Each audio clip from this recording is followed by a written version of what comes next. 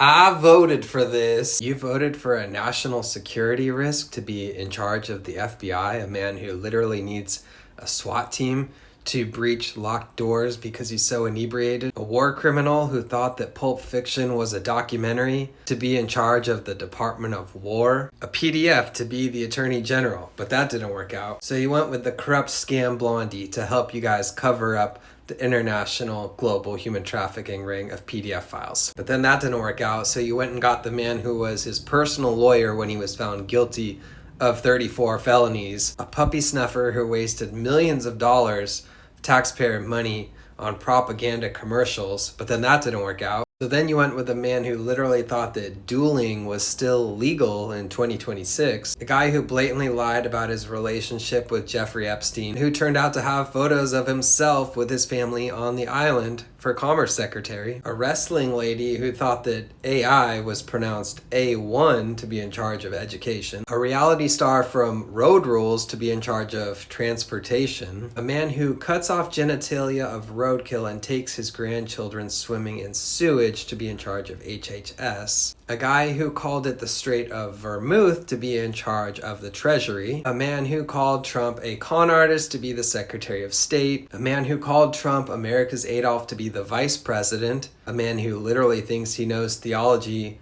better than the Pope. These characters to be the actual brains behind the operation. And a man who often struggles to spell his own name correctly to be the actual President of the United States. Uh-huh.